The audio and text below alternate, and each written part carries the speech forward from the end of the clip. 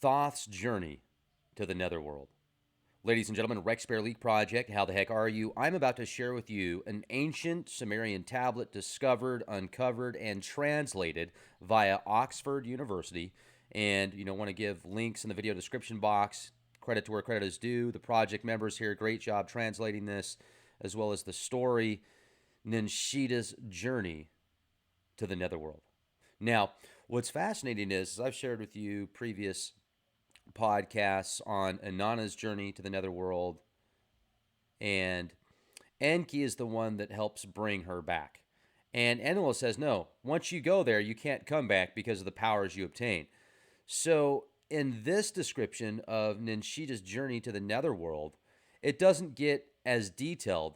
And Ninshida is Thoth, is the son of Enki. And one of my favorite beings, and the energy associated with Thoth is incredible.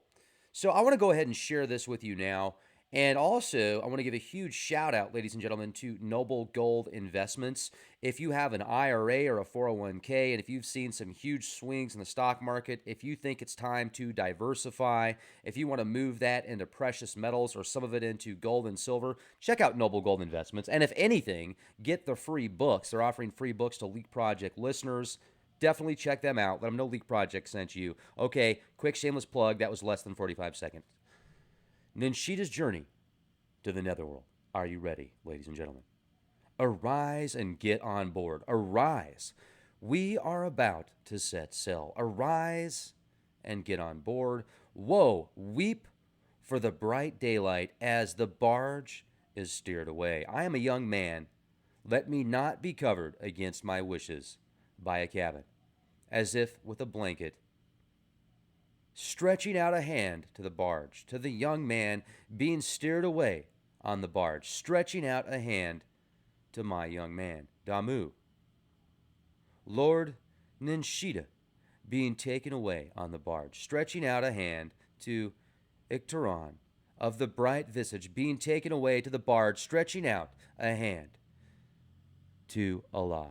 Master of the battle net, being taken away on the barge, stretching out a hand to Logal Kudi, being taken away on the barge, stretching out a hand to Ninshida's being taken away on the barge. His younger sister was crying and lament to him in the boat's cabin. His older sister removed the cover from the boat's cabin. The cabin at the boat's stern. Let me sail away with you. Let me sail away with you. Let me sail away with you, my brother. Let me sail away on your splendid barge with you. She was crying a lament to him at the boat's bow. My young man Damu, let me sail away with you, brother. Let me sail away with you. Now, I'm going to go down here to 25:28. Now, I am kind of envisioning the Viking. They didn't do a burial. From what I understand, they would put the dead on boats. They would put the boats into the water. Then they would light the boats on fire. And this is describing to me what I see as saying, "Hey, look, I don't want to be put in a coffin or a cabin. I want to be put in the open boat." And whether it almost sounds like he's already passed in this, and this is a way of describing it, at least passing in physical form. Now, what's interesting is if you read about the resurrection of Inanna, it talks about how she's actually brought back after she goes through these lower realms, takes off all of her garments of protection, gets hung on a hook for 3 days, and then her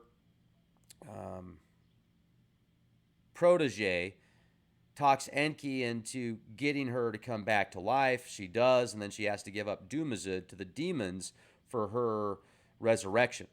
And it's interesting because that makes me think of Easter and how it's supposed to be the resurrection of Christ. But if Dumazid is represented as Jesus in the Bible sometimes, I think that Jesus is a pantheon of characters described in the Bible. I'm not saying he didn't exist. I just think the way that the Bible is described is based more upon astrotheology, the sun of our solar system being the Son of God, being the only way to the Father through the Son could have something to do with the the sun right now. And I'm listening to a song that I haven't heard before that's incredible. This is by the Reducer, the original mix, Mega Drive.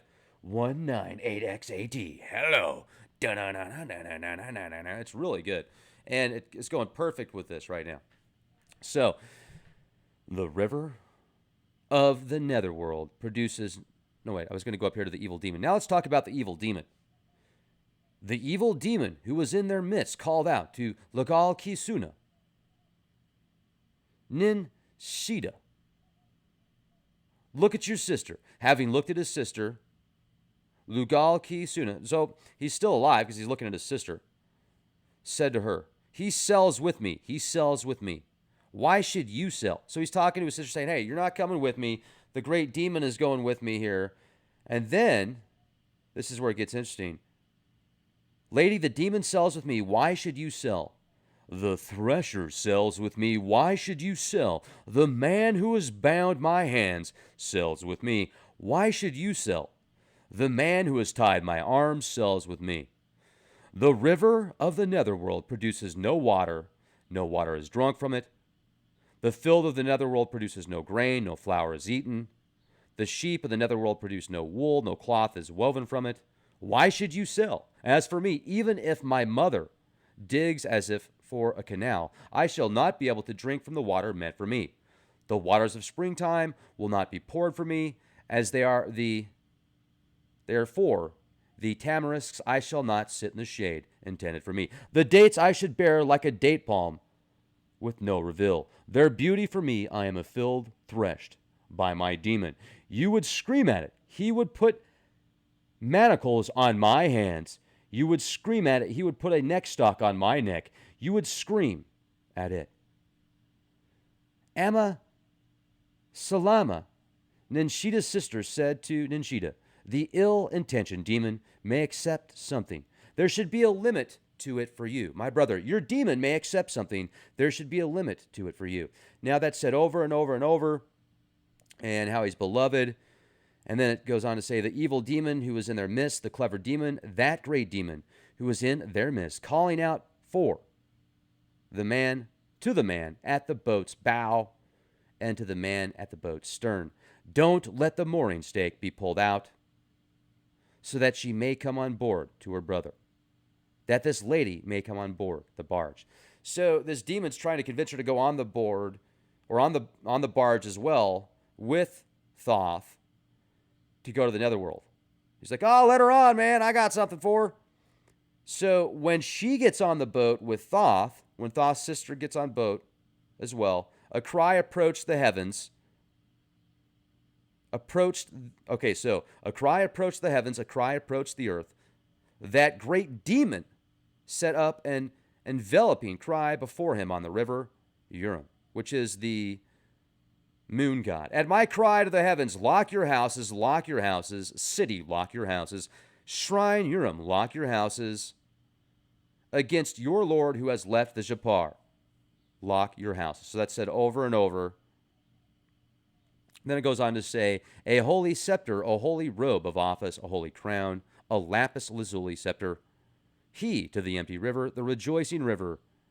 You, Amma Salama, shall not draw near to this house, to the place of Ericgala, my mother, but out of her love, as for you, addressing the demon, you may be a great demon, your hand against the Netherworld's office of throne bearer. So this is a great demon. This is a very powerful demon that's taking Thoth to the Netherworld and attempting to convince his sister to go with. But then the moon god says, wait a second, lock your houses down. Then my king will no longer shed tears in his eyes. The drum will, his joy and tears. Come, may the fowler utter a lament for you in his well-stocked house. Lord, may he utter a lament for you. Then it goes on to say how he has been humiliated. May the young fisherman utter a lament for you in his well-stocked house, Lord. May he utter a lament for you how he has been humiliated, how the mother of the dead Gudic priest, on whom the house of the palace looked with envy, utter a lament for you, Lord. May she utter a lament for you how he has been humiliated. May the mother high priestess utter a lament for you who has left the Japar. for you, now dead, who used to be in your Shapar. Lord, may she utter a lament for you, how he has been humiliated. My king, bathe with water your head that is rolled in the dust, and sandals your feet, defiled from the defiled place. The king bathed with water his head that is rolled in the dust, and sandals his feet defiled from the defiled place, not drawing near to the house, your throne. To you sit down, may your bed to you lie down. He ate food, in his mouth he drank choice wine. Great Holy One, Eric Gala, praising you is sweet. So, wow. I mean, that's interesting. Now, I also wonder about the Avatar theory. And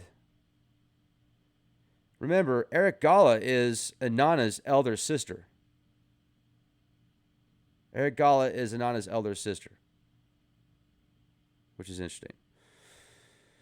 So if Thoth goes to the Netherworld, is there something that we're missing how he comes back? Does he come back as well, similar to Inanna?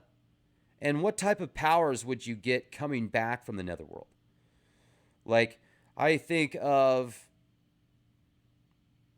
that taking you, because imagine that possibility. Imagine what it's like bringing that back with you, knowing what it's like on the other side.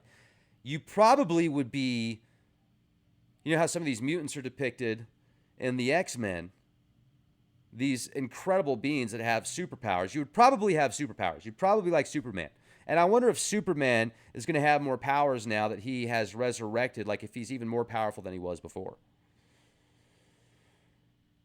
Because it seems like Marvel and many of these Hollywood films have an underlying theme of the Annunaki. Even Flash Gordon, oh my goodness, Flash Gordon has so much symbolism with the Annunaki and Inanna and the yin and the yang, the evil Ming, the merciless. Check out Anton LaVey and look at how much he looks like Ming the Merciless in the film Flash Gordon from 1980. He'll save every one of us, Flash Gordon. That's one of the best soundtracks. Amazing soundtrack. So, read Inanna's Descent to the Netherworld. Listen to the podcast I did, Inanna's Descent to the Netherworld. Compare notes to Ninshida's journey to the Netherworld. Is the Netherworld and the Underworld the same thing? Remember the film Flatliners, where they're bringing people back from the dead? They would, one of my favorite actors of all time, Kiefer Sutherland, is in that. I think who else is in that that's really good? Anyway, good film. They they do these science tests. I haven't seen the new one, and I don't even want to watch it. I heard it's not that good. But the old one that I saw growing up as a kid, where they would take these people into controlled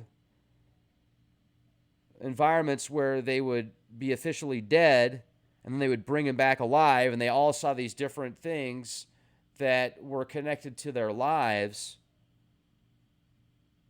I wonder how much of that has been done in certain behind-the-scene tests. I wonder if there's some truth to that. If they, scientists and black ops programs, etc., has done testing on taking people, bringing people back from the other side. Can you imagine? Now, I've had plenty of out-of-body experiences that I can remember, and they're incredible. I've even had astral projection experiences going into different dimensions. The best way to describe it would be, imagine geometrical patterns, and that's where you're at. You're seeing just geometrical patterns. I guess if you close your eyes and rub your eyes, you can kind of get a glimpse of that. And I remember seeing oranges and reds, and it's just like, it was fascinating.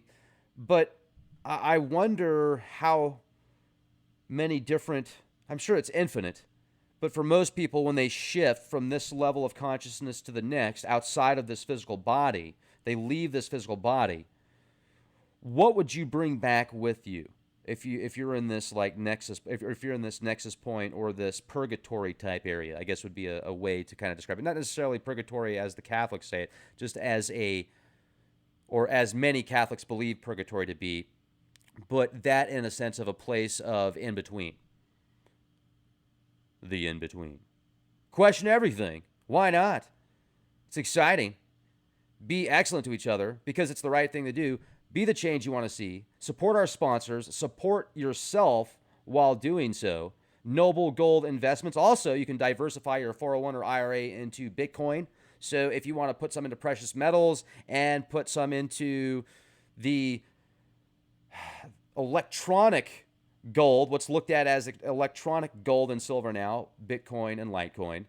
There's some huge moves in Bitcoin and Litecoin. So be careful. If you've got a huge 401 or IRA, you may want to put some of it into, depending on how high risk you want to go. I don't know. I don't give financial advice, ladies and gentlemen. So I am not giving any financial advice. I would say check out those that do give financial advice: Noble Bitcoin and Noble Gold Investments. They're the ones that give financial advice. Check them out. Get the free books. Be excellent to each other. Be the change you want to see.